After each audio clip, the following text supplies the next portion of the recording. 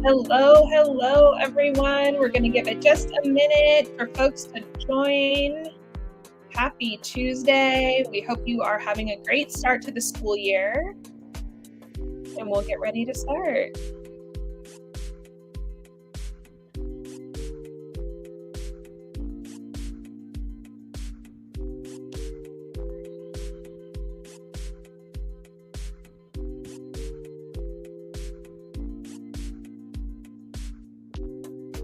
All right. Well, thank you so much for joining us this evening. My name is Sarah Marshall. I'm the Executive Director of Teach Indy. We're an education nonprofit here based in Marion County in Indianapolis, Indiana, that's really focusing on elevating and empowering educators to serve as change agents in our community. We're really excited for this first conversation that we are having this afternoon, really talking about back to school night, but on a larger scale about communication with that first interaction with families. I want this to be an interactive session today. So if you have a question or a comment, please feel free to drop that in the chat and we'll be able to share that with our great speakers that are joining us. And to kind of kick things off, we would love for you to share with us, how, first off, where do you teach? What's your name? Where do you teach? Join us. And then what's the first word that you think of when you hear back to school night? What's that first word that just kind of pops into your head? We'll bring everyone into the space, which will be fantastic. All right. Well, this fall, we're going to be embarking on a journey. Continue to just drop those messages into the chat. But really, this fall, we're embarking on a journey to talk about enhancing communication skills with teachers. And we're doing this by kicking off a conversation tonight with some amazing teachers that you're going to want to hear from in a two-part kind of series on communication. And we're going to be looking at insights from the field, valuable practical strategies that you can use if you have back to school night or any sort of parent communication coming up tomorrow, even as early as tomorrow. And I'm super excited to be joined by one of my all-time favorite educators here in Indianapolis. I'm going to tell you a little bit about her before I bring her onto the screen. So Dr.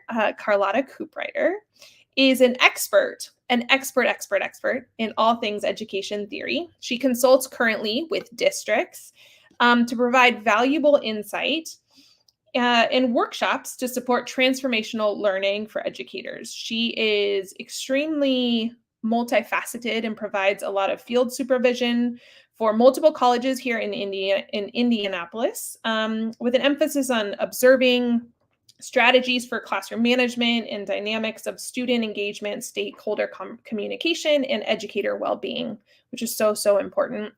Dr. Cooprider also works with the state of Indiana to support school performance audits and has over 25 years as a classroom teacher, a principal, an instructional coach. I'm telling you, every job that you can do in a school, I'm pretty convinced that Dr. Cooprider has done it. She has a proven history in leading initiatives related to teacher preparation, including serving as the founding dean for a residency-based education prep model here in Indianapolis. Her passion lies in cultivating teacher resilience through data-driven coaching cycles to identify and address specific needs. She's known for her ability to build trust with teachers and leaders, and I am so incredibly thankful to get to learn under her and with her and call her friend. So without further ado, I'm going to bring Dr. Cooprider to the stage with us. And Dr. Cooprider, welcome. So excited to see you this evening. Thank you, Sarah. Thank you. Awesome. It is great to be here. And wow, that was quite an introduction. I will name that my favorite role of all time is being a teacher. And there's no place else I would rather be tonight. So cheers to all the other teachers out there with us tonight. It's August. You're amazing. And actually a little bit beyond amazing. So grateful to have all those teacher voices in our and having this important conversation about back to school. So let's jump right in. I do see one comment here. The first thing that comes to mind is excited. Yes, excited. So good. I'm excited because we have some folks joining us, which I'll get to. But as we think about why we're all together tonight. I want to thank Teach Indy really for advocating for these opportunities to bring us together. And so however you're joining us tonight, we welcome you. We welcome your insights. My goal for tonight is to really zoom in and focus on the communication side of back to school night. Specifically, in my experience, communication is really the compass. The right communication strategies, I have found, build trust with the caregivers, the families, the parents, and also establish these really crucial partnerships, needed to learn. Uh, as Sarah talked about my background, as you can imagine, I've seen several back to school nights, and some were genuinely um, memorable in the sense that excellent conversations were happening. Parents were engaged. There was a discussion. It was authentic. And then there were some other ones that I kind of like to forget those even ever happened, right?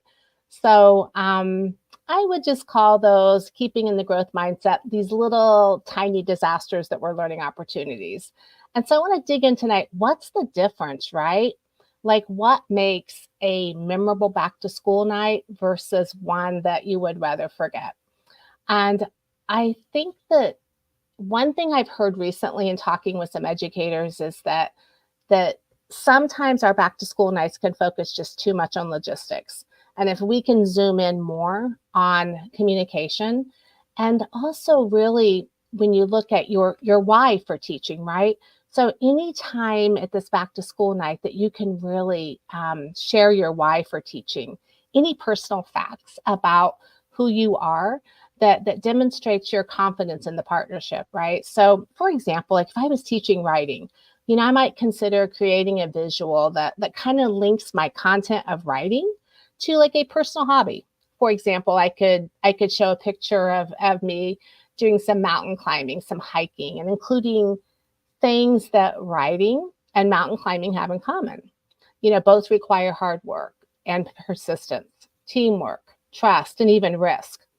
And using this communication style I've just shared, right, a personal artifact about myself along with my expectations for writing. So that was a good example of a memorable back to school night for me. Um, the ones that I would rather forget, I would say, really lacked that planning necessary, right, for communication. It'd be a breakdown. Either I failed to effectively communicate expectations for the evening, or I failed to communicate anything personal about myself. So as we jump into the conversation and get some more educators in the space, just take a few seconds and think to yourself, what is your ideal back to school night? And why is it more than just a meet the teacher night? Take about 5 seconds and just ground ourselves in those questions.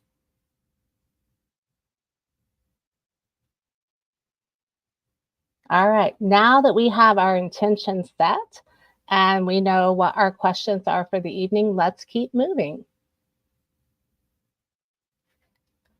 Okay, joining us in the space now are two exceptional educators, and they are on the screen right now. Really appreciate having them here with me. And these individuals are volunteering their time tonight to be here with us to share not only their personal journey, but also to help kind of unpack some ideas, some best practices as we all start to think about back to school night. So welcome. Mr. McDade, would you mind opening us up, telling us a little bit about who you are? Yes, thanks for having me, Dr. C.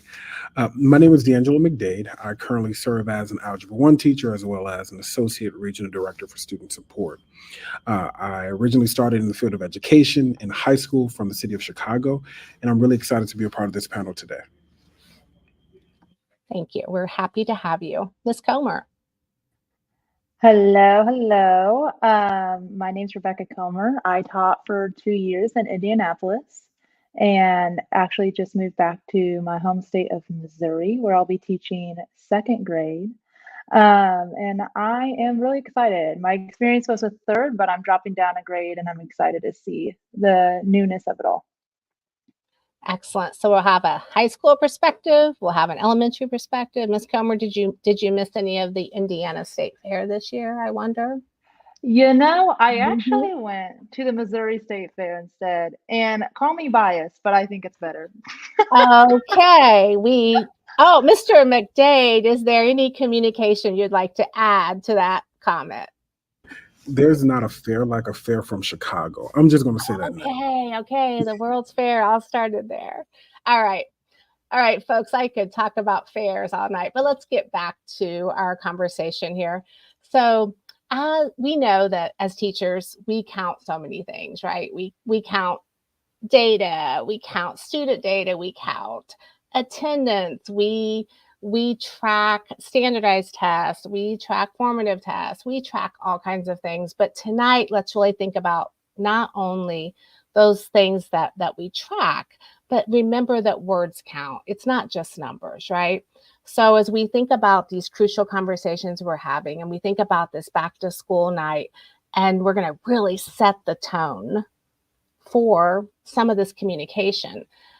So as you reflect on that, Mr. McDade, why don't we kind of maybe start with you tonight, if you don't mind kicking us off.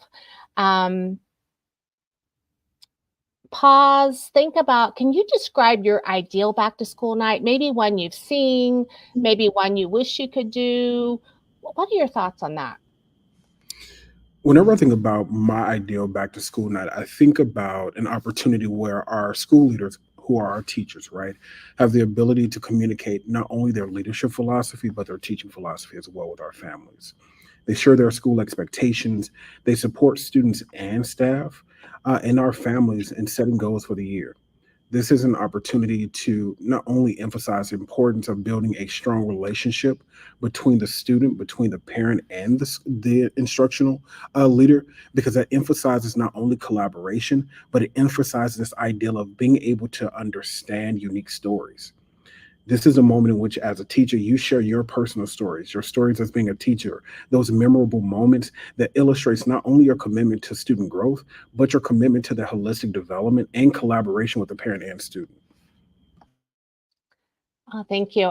Some things that you said that really stood out to me, and I invite our other participants to jump in the comment section. But when you said your leadership philosophy, I really appreciate that. I think about, it's so important. As a parent, I always wanted in my three children, I always wanted to see that what was the teacher's leadership style, because they are the leader of that classroom. They are the leader of those learning moments. So that stood out. I also heard the word stories. Thank you. Okay, same question. Ms. Comers, think about, what is your ideal back to school night? Yeah, I think for me, I like the idea of a teacher being able to share their leadership philosophy, their teaching style. I also think that's hard. If this is like your first year teaching, you're probably like, I don't know what that is. And Snaps. so then, because that was me, when that person said, someone said excited in the comments, I was like, for me, I'm nervous. Like, I'm always just a little bit scared. And I think That's that's right. okay, because I also think a big part of back to school and like meet the teacher night is just giving the families a chance to talk to you about whatever they have. And that might be something that you had no clue needed to be discussed. It might be a little kid like talking about Pokemon for 10 minutes. And that's okay, because it's back to school night and there's flexibility with that. But I think in terms of like the best one I've seen, a really like good method that stood out to me was one that happened like a few weeks after school had actually started. Mhm. And the woman who was teaching third grade math at my school, she set out like all these little Lego displays that the kids had done for their science projects to build a habitat. And it was so sweet because the kids got to come in with their families and they showed off their projects. And it was just a really great way to say, this is what we're learning. But like she gave the like power over to the kids to actually like show that to families instead of just the teacher. Mm, that's really powerful. I don't know about you, Mr. McDade. I can almost see the little Legos there, right? And then, you know, seeing those models, I'd want to know more, right? Yes. And also just the power of having the students work in front of you. And the other thing I heard you say, Ms. Comer, is just you left space in the agenda for the human side, right? The Pokemon side, the interest, things of that nature. So, yeah, thank you. Thank you for sharing that. I would feel like I want to stay with you for just a minute, Ms. Comer, and kind of dive a little deeper. You talked about this memorable moment, right, that you've observed, and how that created this authentic engagement. Is there anything you want to add to that about how that could build culture, establish trust, or is there another example? I just want to make sure that we have a chance to unpack your thinking. And if not, you maybe could talk to us about what goes into preparing for that. Yeah, I think like in terms of back to school night, I always think beginning of the year. Like you maybe haven't had these kids yet. So when I think of like displaying student work, that's probably going to be more of like a parent teacher conference or maybe a special event that you do. And so in my experience, I think like the best things have either like special events or parent teacher conferences in which kids just to get to show off their learning. Like we've done presentation nights before where the kids get up in front of all their families and they present their projects, and it's the sweetest little thing. And some people might not think like a third grader can do that, but they can. And whenever they do, their families are super impressed and they're impressed with themselves. And then you also get to be a little bit impressed with yourself because you're like, hey, we did it, like we made it. And so I think that that's a really good way to just get families involved. But it also doesn't have to be that big of a deal either. Like it doesn't always have to be an event. But I do think that that is like a really good starting point, especially if it's like a parent teacher conference or something like that. Well, you kind of are bridging part one and part two. We're going to be talking about that coming up. But you know what you said that I really want to stamp that I hadn't thought of until this conversation is even at back to school night, you know, letting kind of combining what you and Mr. McDade said, telling a story about where these second graders or third graders are going, where are they headed, and maybe even having some artifacts from the previous school year. Right. So even if you don't have student work yet from, you know, their student, you say, hey, these are some projects we're going to do. Such a great reminder. Thank you for that. Okay, Mr. McDade, same line of thinking around this idea of building culture, establishing trust, preparation. You know, what are your thoughts? When I think about this question, I think about two elements, right? One, understanding the why of the teacher, but also understanding the why and perspective of our families. One of the greatest moments that I've ever seen from a back to school night was when the teacher opened up back to school night and put the question on the board, why are you here? And sometimes our whys and our Can perspectives we just pause for a minute? Oh, that is golden. Will you say that again? Why are you here? Yeah, good reminder. We forget that why is in alignment with our families. And sometimes that why looks different. Sometimes that why looks as if our families want our students to have better lives in themselves, better experiences and better opportunities. But being able to understand those whys and being able to develop empathy, being able to identify that level of trust with our families, it not only shows that our teachers can be authentically themselves, but it also shows the commitment that we have to building and fostering that trust with our families and our students. You both got me thinking. I am pretty sure I have never had anyone ask me why I'm here at back to school night. Thank you for bringing that up. I'm seeing some chats too about having the power of students and having information in their own words. And let me just read some chats here because this is super important. The power of students getting to show off their own work. Yes. Yes. Why are you here? Awesome. Okay. Just making sure getting all the voices here. Any other final thoughts? I would say though, around preparation, because I can imagine people on this call, and I felt this way. You have limited time. It's August, it's September, you have a lot of things on your plate. How do you prepare for those kind of interactions? Anybody can go first here, just open.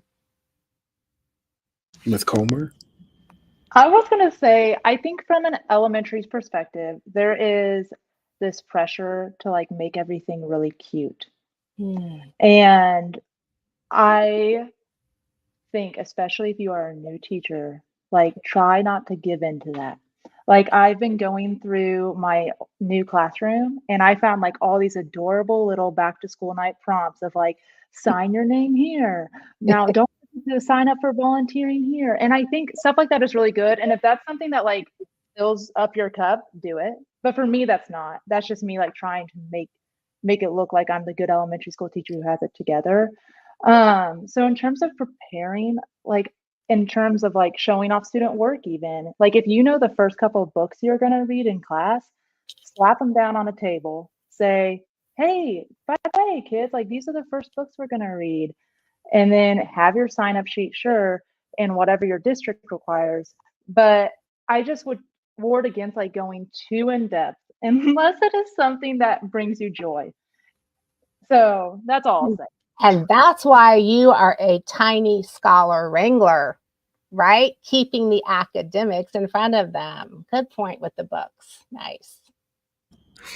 I think for me, from a high school perspective, as well as from a cultural studies perspective, um, every back to school night that I've typically experienced has happened before the school year has even started, right? And so one of the very first assignments that I typically provided our students with is a storytelling assignment where I send home this letter to our families and I say, hey, I want you to write a story with your parent, your guardian, your caretaker about who you are. And then when you bring that story into class, we are going to unpack who you are as a person, who you are as a student, but also who you are as a community member. Because in order for me to understand and in order for us to create a culture of learning, I have to be able to learn who you are first. And you have to be able to learn who I am. And so part of that assignment, I send home an exemplar about who I am as a teacher, telling a story about my why, telling the story about who I am as authentically as an educator and as a co-conspirator in your child's education. And I'm going to put an emphasis on this idea of being a co-conspirator because partnership is one thing, but being a co-conspirator requires me to be in the same fight as you. And I have to be willing to tell that story, but live that story as well. Such an excellent reminder. And really appreciate the way you both are focusing on identity and doing it in different ways, right? But keeping identity at the forefront of some of those conversations, even if you're doing it very literally or even figuratively, and getting people engaged and starting to think about that, especially our caregivers. So I think I could talk about this for a long time. You guys all had some great ideas, but we got to keep moving on. So we've started thinking about this what. Now let's, Mr. McDade, start diving into the why. So let's jump in a little bit more about that why part. Gosh, for me, some of the connections I was trying to make with some caregivers in my back to school nights and some families, it was like herding cats, right? It was like I failed miserably, right? And then as I grew in my career, I realized that we were all failing miserably and we were all human and it was okay. And that really it wasn't failing. We were learning and we were growing as teachers and we were getting feedback from our families and our caregivers and we were implementing that feedback. So, as we go along here, Ms. Comer, what what tips would you have for those early career teachers? I really appreciated your opening with your word around, nerves, anxiety, worry, like those are real, especially if you've just seen, the latest Disney movie with, all about the feelings. And I don't know if y'all seen that, but I really love that movie and I really love the characters in there. So tell us more. What tips do you have about the early career teachers? Well, I think in terms of connecting with families, one thing that most elementary school districts, I think, at least encourage is beginning of the year phone calls. And I think especially if you did not see a family at back to school night, call home like within that first week, share like who you are, your teaching, like philosophy, as Miss McDay was saying, things like that.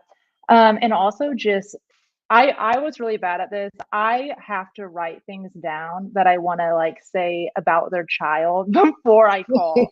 Otherwise, I will ramble beyond belief. And so having just like a few talking points of like, hey, I noticed this, it was really sweet of him or her, and just going through that with them, I think is really good. I also don't know if that's super practical if you teach middle school or high school because you have upwards of 100 kids, whereas I have 26, right? So it's a little bit different. And I think I'm just going to go right into the second one. Sorry, Dr. C. Do it. But I think also like one thing that I wish I knew sooner, like looking back, and I'm still really new in this area, so I don't pretend to like have it all figured out now. But one thing is like parents don't expect you to be perfect. Okay, maybe some of them do, but the majority of them do not, right? And I think they understand that you are, trying to figure out their kid as well. And like I like that term co-conspirator because it's like you're in this together. They don't expect you to have all the answers and they don't have all the answers either. And then on that same vein, I think parent communication, it can be really easy to overthink it. Whereas sometimes it's so simple to like, let's say you're at indoor recess and you take a picture of their kid doing something cute, send it to them. Say, hey, your kid was being cute today or whatever. And they'll love that. It doesn't have to be something that's like super impactful. It can just be an in the moment, like, hey, let me just show this to you. Oh man, those are such great reminders. And I was thinking about back to that feeling movie Inside Out too, right? Like the joy, right? The joy that would bring the parents. And also when you were talking, I was thinking about, say, movie The Anxiety, and I hadn't really thought about it until you said it. But I think that sometimes we forget that our parents might feel anxious too about coming and meeting the teacher. Yeah, Mr. McDade, what would you add on this part? I think for me, one of the major tips that I love to provide for early career teachers is one, being able to set those boundaries during back to school night. We know that teaching can not only be demanding, but it can also be taxing. I know for me, there are some times I'm at 2 o'clock in the morning, I'm thinking about ways I can support our students and how I can modify a lesson, but most importantly, be in contact with our families to support our kids. And so it's going to be very important to set those boundaries between work and your personal life during back to school night. And an example of that can be providing a tangible resources, providing families with a syllabus, listing out your expectations for the class, your office hours, your grading criteria.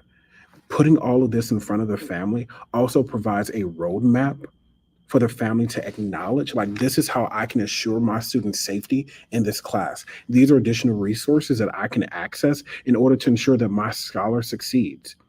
And I think on the latter part, one of the things that I wish I would have known sooner is that it is okay to make mistakes as a teacher. Whenever I thought about communicating with families, my very first year, I had the goal of contacting 108 students and their families that very first back to school night. And so one of the things that I loved about my grad school opportunity was it taught me that I can necessarily divvy up how I'm contacting my families, but also necessarily figure out a way in which I'm communicating with my families based off their particular needs and based off their particular strengths. I used to always do phone calls, and I used to call them strength contacts. And I would, before back to school night, I used to always look at my roster to try to figure out what students are going to be in my class next year. How have I actually interacted with that student? What are some things that I've noticed about them? And so I'm going to leverage those during the calls that I make with our families. Because one of the great things about speaking with our families constantly is if I'm able to identify a strength and something strong in that student, I'm able to build everlasting and strong relationships with our families. Dr. C, could I add on that? Please, yes. Tell us more.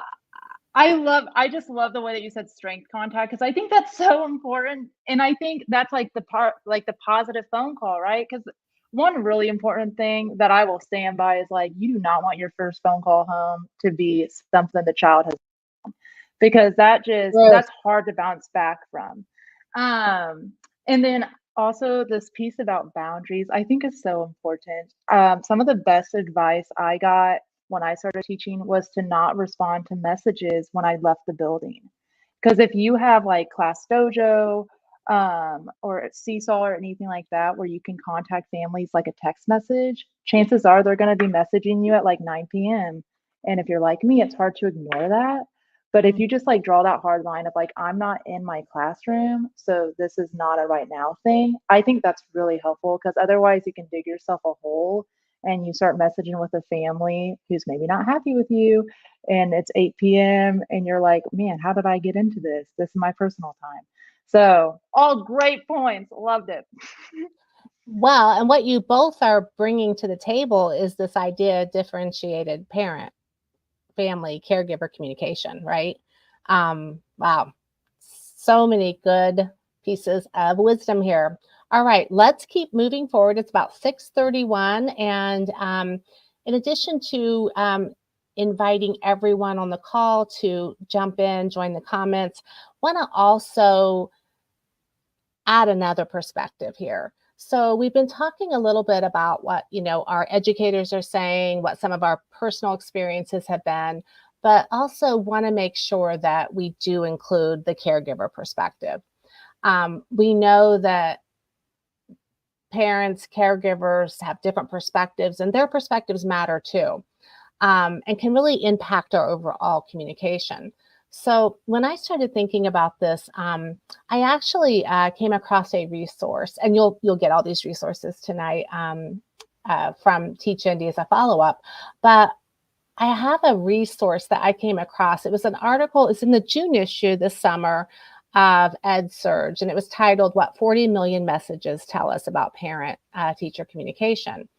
And what was interesting about it is the analysis was that, and this, just to some context, this happened, during COVID, and it was talking a little bit about like how we were communicating.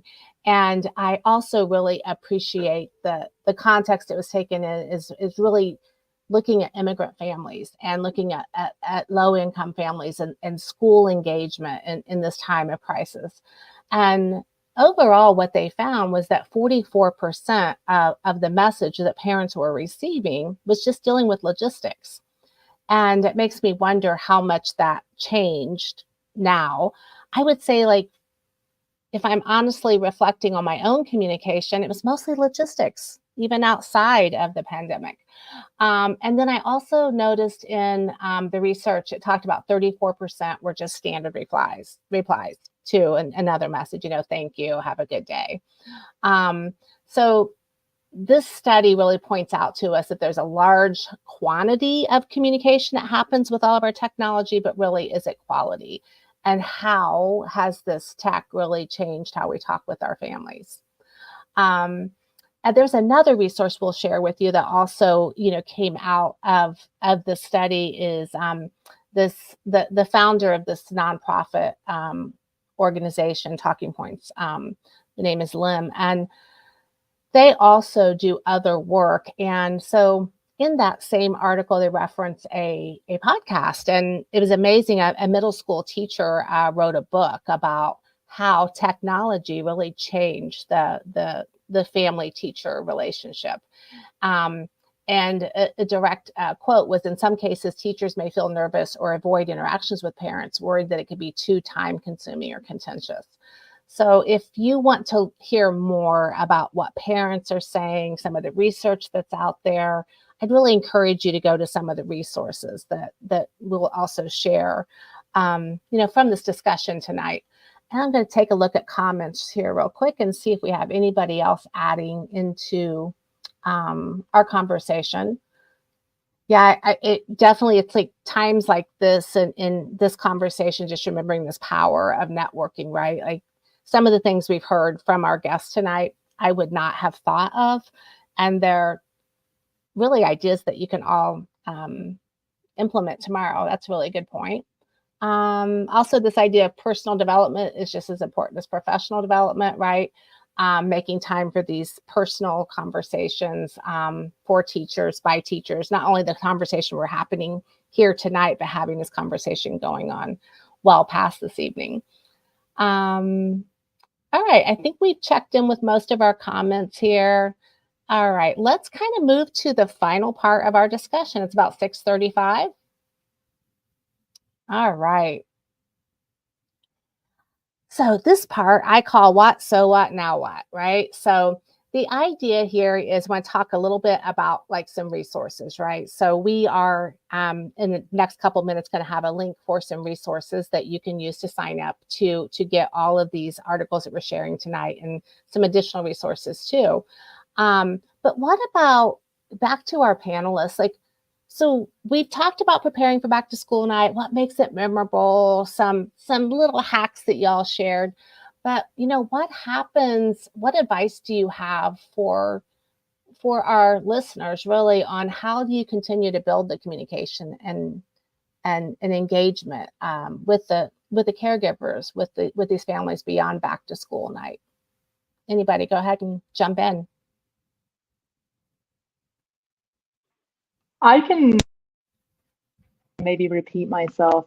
I think genuinely part of like communicating with parents is being willing to just, it's for me, I've done a lot of messaging, right? That's what a lot of my parent communication is, especially on that elementary side, because I have used Dojo in the past, and this year I'm going to be using Seesaw.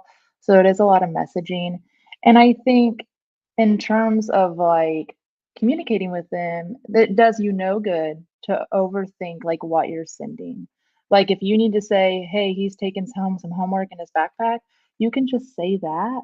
You don't have to like parse it down and make yourself sound really professional and like put together. And I think that saves everyone time, you know? And I think same goes for like sending them a quick little picture of their kid doing some work if they're having a good day. Like that's really powerful, and it doesn't have to be something that takes you a long time. And I think once you kind of get in the swing of that, it makes life a lot easier. But I also think that's like a learning process. It's like the whole thing with emails too. It's like you could spend a long time like going over an email before you send it. But I think if you plan on being a teacher for a while, you got to get in this habit of just writing it off and sending it. Like you can't take a lot of time to edit. But And there it is, real tips from real solutions from real Rebecca. Thank you, Rebecca Comer, for keeping it real for us. But I think it's just so important that families know that you are in their corner, you know, and that kids know that you're in their corner. Because you are not going to get anywhere with a child if they think you're working against them. And sometimes that's hard. Like sometimes you have a kid that you just can't quite figure out. But like everyone needs to be on the same team. Otherwise, the year's a wash. You know, you're not going to do anything productive. So I'll end there. Mr. McDade, take it away. I got you. One of the very first things that I think about is parents always want to hear from you, regardless of if it is something positive, regardless of if it is an area of growth for our students. Parents always want to hear from you. I think the second part is when I think about communication after back to school night, we sometimes have to remember that just as we're educating the student, we're also educating the parent. Often within my communication, I'm always every week sending out a communication regarding attendance. I'm sending out a communication regarding where the student is academically in the class, so that if it gets to progress reports, if it gets to report card pickup, it's not a surprise to the parent. I'm also always looking for opportunities to invite the parent into my classroom, because this way I'm always providing an opportunity for the parent to get access to the educational materials so that they're able to support the student beyond the classroom. Our parents are just as much of a part of our classroom community as their students themselves. Oh yeah. So yeah, that's so important. And I think about how in our teacher prep training, we don't even talk about this, right? And sometimes it seems like these kinds of things are just an event. And then we're busy, busy, busy until the next event. And what you both shared is how to keep this an ongoing conversation. So yeah, I really appreciate that. A lot of good ideas.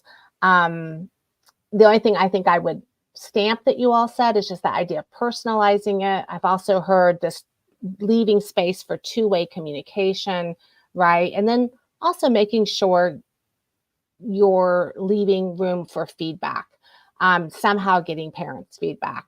Is there anything that doesn't belong at back to school night? That just don't do that, right? Because, you remember we talked earlier, I'm not sure what the word we would use back to when Sarah kicked us off with what word, but those ones we'd rather forget, those back to school nights that was like, uh-oh, don't ever want that to happen again. So what doesn't belong at back to school night? Any ideas there? Don't do this, right? Don't display your personal bias. Yeah. Don't display your personal bias. We all have our opinions. We all have the way that we believe and perceive we should live our lives. However, in our classrooms, there are safe spaces. Great reminder. I think for me, this is something I'm bad at. So, like, don't make empty promises to families or students. Because I think it's really easy, like in those moments, like let's say they're like, oh, well, he'll really need some enrichment with math. It's like, oh, yes, I will absolutely do that for your child. You you can't say it with such confidence necessarily. You can say like, yeah, I'll look into that. But like get some like good little phrases down maybe to kind of practice because otherwise you might end up yeah, just not being able to deliver on what you said. And I feel like I have no one has ever called me on that, but I have definitely said things to families and I'm like, "Man, I never followed up on that."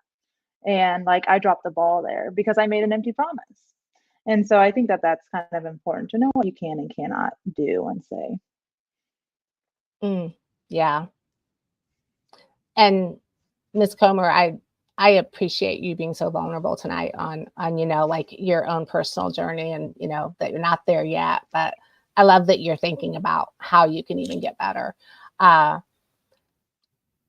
only thing that I would add that I have heard recently is just don't bring in all the jargon from all the curriculum and all the acronyms and sometimes I think as teachers we're so full of all of those onboarding things ourselves and back to school and all the new programs and the jargon, and we're excited to share it, and I've heard from caregivers that can be confusing, it can be overwhelming, it can be intimidating, and just keeping it light, keeping it personal. One other quick resource as we are wrapping up tonight that I did want to share, and this will be again in the follow-up. If you are an educator out there and you are needing some posters, some free resources to put in your classroom to prepare for this event, you can go for Learning for Justice, a website, and you can download free classroom posters. They have all kinds there, Toni Morrison, Harvey Milk, Desmond Tutu, all kinds, bell hooks. So check it out. All right, let's keep rolling here. Gosh, this time goes by quick. It's already 6:43. All right, I am happy to say that we are at the end of our program in the sense that we have had an amazing conversation here. There is another resource that we will share in the follow-up, and it's another great article, Edutopias. It's got a couple of ideas on how to make it even personal. So kind of as a quick follow-up, if you want to know more, you can head there. But if you had questions about back to school night that you didn't get answered, please feel free to email teachindynow.org. And those individuals will respond to you and get those questions answered. And we really want to make sure that we save some time and some space for any other questions you all have. So with that, let me go ahead and pause and see what kind of questions we have out there.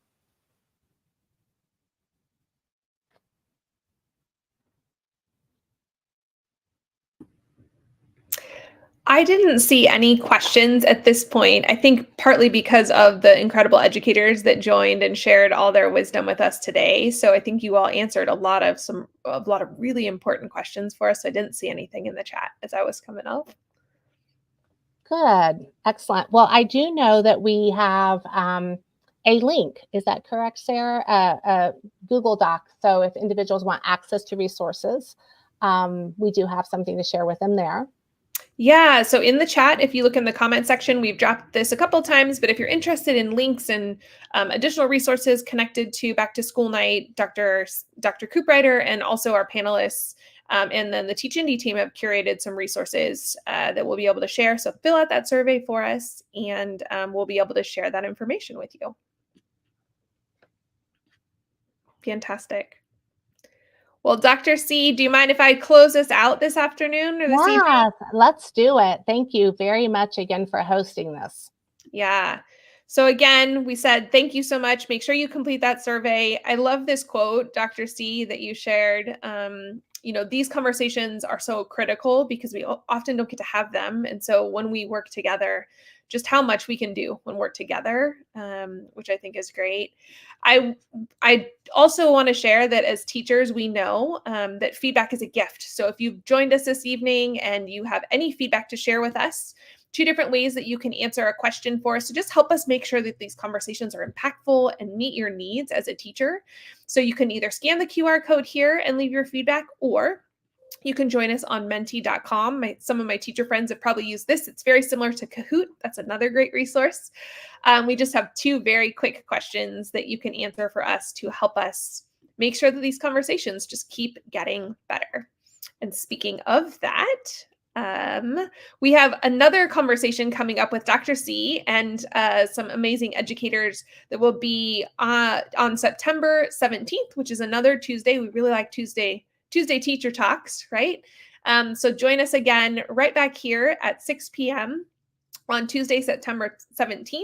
And we'll dig a little bit more into that next step of communication that really the teachers alluded to today, which is family and teacher conferences. How do you make sure that those are setting everyone up for success, the student, the family, the teacher, and really the whole unit as a whole? So again, I just want to say one final closeout.